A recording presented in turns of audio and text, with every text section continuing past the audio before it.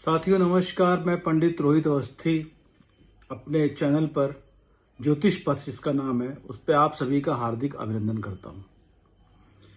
आज का ये वीडियो मित्रों सोमवती अमावस्या जो 15 जून को है उदय तिथि के हिसाब से उस पर आधारित है। मैं आज के अपने इस वीडियो में आपको ज्योतिषीय, सामाजिक और वैज्ञानिक आधार पर सोमवती अमावस्या के महत्व के बारे में परिचित कराऊंगा। अमावस्या जो 14 जून 2026 को दोपहर 12:26 से लेकर के और 15 जून 2026 सोमवार को सुबह 8:25 तक रहेगी। मतलब अगर उदय तिथि के हिसाब से देखें तो सोमवार के दिन ही अमावस्या पड़ रही है, मगर चूंकि सूर्योदय 5:15 या 5:20 के आसपास है तो सिर्फ 3 घंटे का समय है जिसमें अमावस्या रहेगी। उसके बाद अमावस्या प्रतिपदा में परिवर्तित हो जाएगी। हमारे शास्त्रीय और ज्योतिषीय आधार से हम 15 जून को ही उदय तिथि के हिसाब से सोमवती अमावस्या मनाएंगे। सोमवती इसलिए क्योंकि सोमवार को पड़ रही है। सोमवार को पड़ने वाली अमावस्याओं को सोमवती अमावस्या कहा जाता है। इसका विशेष महत्व होता है। दूसरी चीज ये कि अधिक मास पुरुषोत्तम मास चल रहा है। कल पुरुषोत्तम मास समाप्त होगा, तो पुरुषोत्तम मास जो हर 3 साल में एक बार आता है उसमें यह सोमवती अमावस्या का सहयोग आया है, इसलिए भी महत्वपूर्ण है। साथ ही साथ कल संक्रांति भी है। सूर्यदेव वृष राशि से मिथुन राशि में जा रहे हैं, इसलिए इसका महत्व और बढ़ जाता है। और मित्रों अगर हम बात करें तो मृगशिरा नक्षत्र है और शाम को 7:15 से आर्द्रा नक्षत्र लग जाएगा।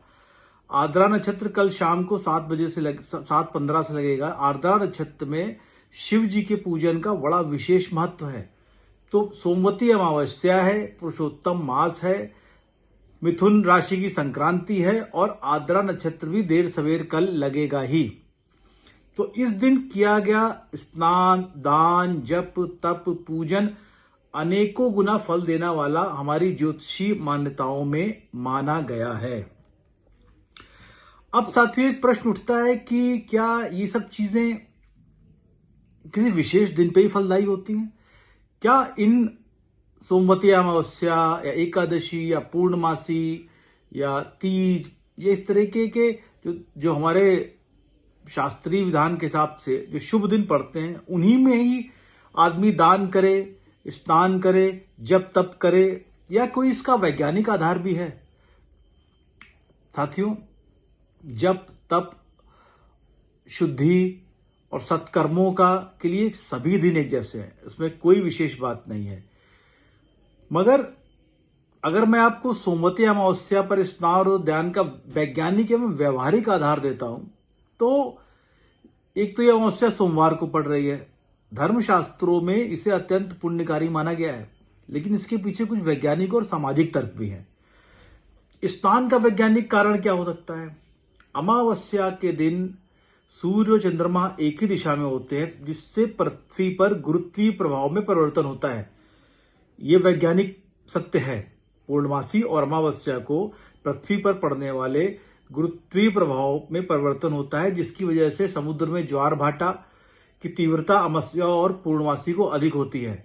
अब चूंकि हमारा मानव शरीर 70-75% जल से बना है, इसलिए प्राचीन ऋषियों ने इन दिनों शरीर और मन की शुद्धि के लिए स्नान को विशेष महत्व दिया है।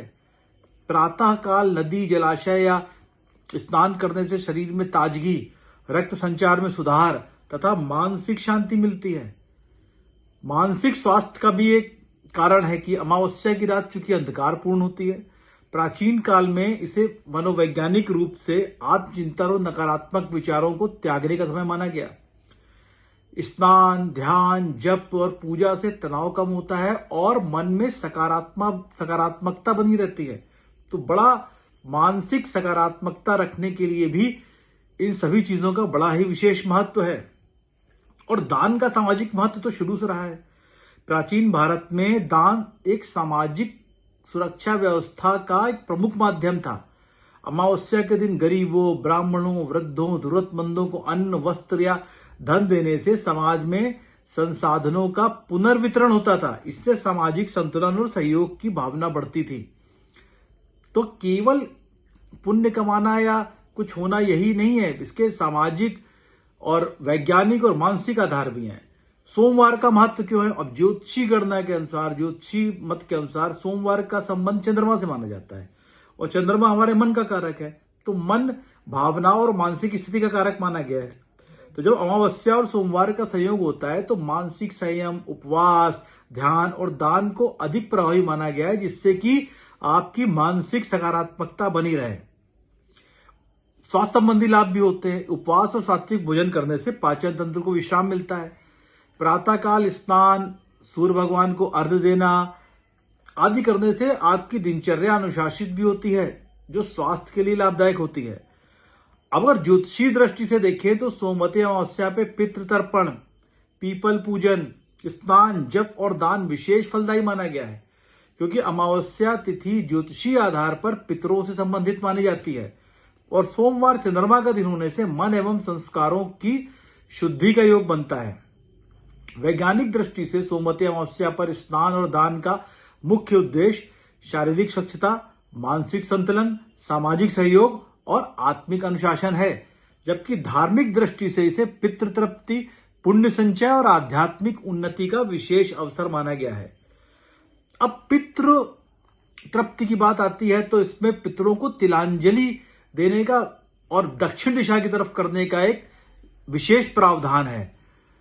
तो दक्षिण दिशा में तिलांजलि देने का वैज्ञानिक, सांस्कृतिक एवं ज्योतिषीय आधार एक हद तक देखें तो भारतीय परंपरा में दक्षिण दिशा को पितृ दिशा कहा गया है। शास्त्रों में यमराज का निवास दक्षिण दिशा माना गया है, इसलिए पितरों का स्मरण, तर्पण और तिलांजलि दक्षिणाभिमुख होकर करी जाती है। अगर वैज्ञानिक दृष्टिकोण की हम बात करें तो कोई प्रमाण नहीं है कि पितरों की आत्माएं दक्षिण दिशा में रहती हैं, लेकिन उसके कुछ व्यवहारिक कारण समझे जा सकते हैं। प्राचीन भारतीय वास्तु और खगोल विज्ञान के अनुसार दिशाओं का बड़ा विशेष महत्व होता है।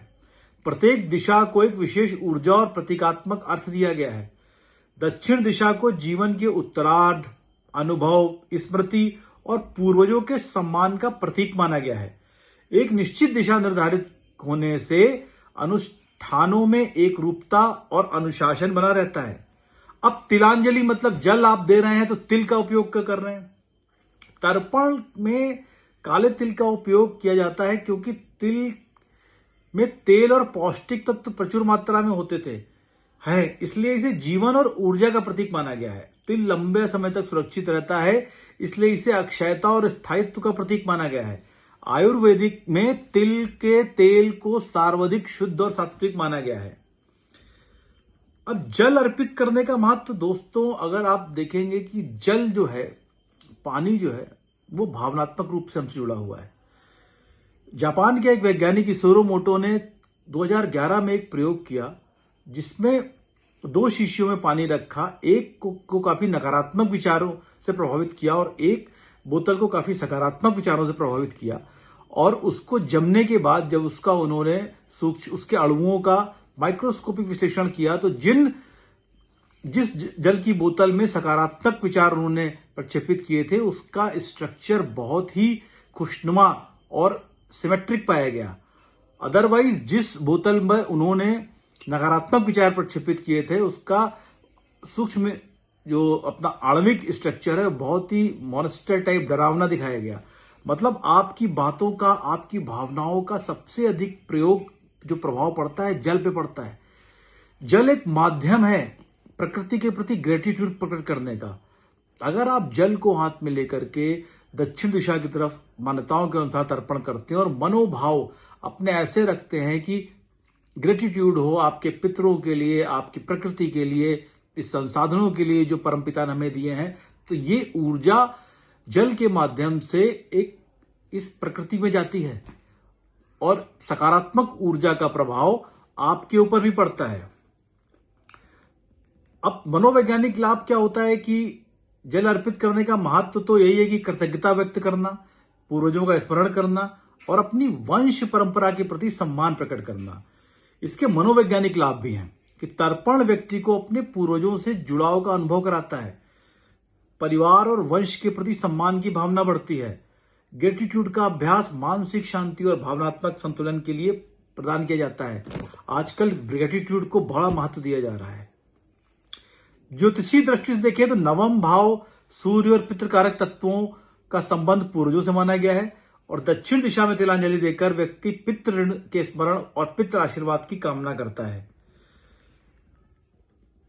पितरों के जल अर्पित करने का वैज्ञानिक एवं सांस्कृतिक कारण भी है। जल जीवन का प्रतीक है। प्राचीन ऋषियों ने जल को जीवन, ऊर्जा और चेतना का प्रतीक माना है। जब हम अपने पितरों को जल अर्पित करते हैं तो उसका वास्तविक अर्थ होता है कि अपने पूर्वजों के प्रति कृतज्ञता व्यक्त कर रहे हैं, जिसके कारण हमारा अस्तित्व है। वैज्ञानिक दृष्टि से तर्पण एक ग्रेटिट्यूड रिचुअल है, कृतज्ञता का अनुष्ठान है। शोध बताते हैं कि कृतज्ञता व्यक्त करने से मानसिक तनाव कम होता है। जल का प्रवाह एक प्रतीकात्मक संदेश है। जो बहता हुआ जल हमारी कंटिन्यूटी का प्रतीक है। जैसे नदी का प्रवाह चलता रहता है, वैसे ही पीढ़ियों का क्रम चलता रहता है। तर्पण के समय मंत्रोच्चार और नाम स्मरण और जल अर्पण एक साथ होते हैं, जिससे मन एकाग्र होता है, मेडिटेटिव स्टेट उत्पन्न होती है ध्यान से, और मानसिक शांति और भावनात्मक संतुलन बढ़ता है। प्राचीन काल में तर्पण नदियों, सरोवरों और जलाशयों के किनारे किए जाते थे, जिससे लोगों को जल स्रोतों से जुड़ाव बना रहता था। जल संरक्षण और जल के प्रति सम्मान की भावना व्यक्त होती थी। अगर ज्योतिषीय दृष्टि से हम देखें तो ज्योतिष में जल का संबंध चंद्रमा, स्मृति, मन और भावनाओं से माना गया है। पितृ तर्पण में जल अर्पित करना संस्कार और वंश परंपरा के प्रति श्रद्धा व्यक्त करना है। तो मूल रूप से निष्कर्ष निकलता है कि जल सीधे पुत्रों तक पहुंचता है या नहीं पहुंचता, ये तो कोई सिद्ध नहीं हो पाया, लेकिन तर्पण की परंपरा का गहरा मनोवैज्ञानिक, सामाजिक और सांस्कृतिक महत्व है। शास्त्रों के अनुसार कहा गया कि तृप्यन्ति पितरस्तन्ते तर्पणम नियन कथ्यते, अर्थात श्रद्धा और स्मरण से किया गया जल अर्पण ही पितरों की तृप्ति का माध्यम माना गया है। मसारो इमोटो की तो मैंने आपको कथा सुनाई कि पानी के नमूनों पर प्रेम और धन्यवाद जैसे सकारात्मक शब्द लिखे जाते हैं। तो पानी के क्रिस्टलों में उनके बर्फ की तस्वीर ली गई, तो ये समझ में आया कि भावनाओं, जो इसमें नकारात्मक वाले भावना वाले क्रिस्टल जो थे विकृत थे और सकारात्मक भावना वाले क्रिस्टल सुंदर थे। तो वैज्ञानिक रूप से ये होता है कि पानी पर विचारों और शब्दों का सीधे प्रभाव के लिए विश्वसनीय वैज्ञानिक प्रमाण हैं।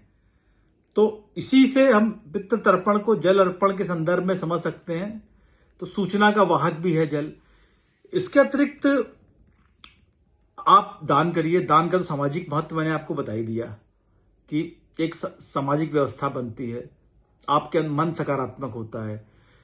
आप शिवलिंग पे जल चढ़ाइए, शिवलिंग का अभिषेक करिए। ये सांकेतिक चीजें हैं जो आपके अंदर एक द्वार खोलती है प्रकृति से जुड़ने का, सकारात्मकता से जुड़ने का, जीवन के उद्देश्यों से जुड़ने का और सत्य से जुड़ने का।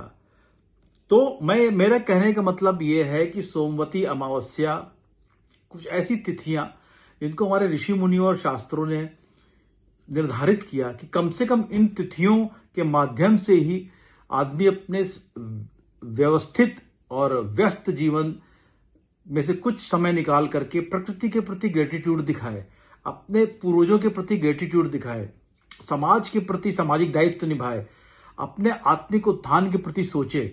केवल इस आर्थिक उन्नति के अतिरिक्त अपनी सामाजिक, व्यवहारिक, मानसिक और आध्यात्मिक उन्नति की ओर भी ध्यान दे। तो इस संदर्भ में सोमवती अमावस्या कल है। आप लोग सवेरे उठें, सूर्योदय से पहले उठें, अपनी दिनचर्या को नियमित करें, पूजा पाठ जो बनते पड़े, जो अभिषेक बनते पड़े, जो दान पुण्य बनते पड़े करें, जिससे आपके जीवन में एक सकारात्मकता आएगी, सकारात्मक दृष्टिकोण पैदा होगा जीवन के प्रति, समाज के प्रति, और आप एक अच्छे नागरिक बनने की ओर भी उन्मुख होंगे। बहुत बहुत धन्यवाद।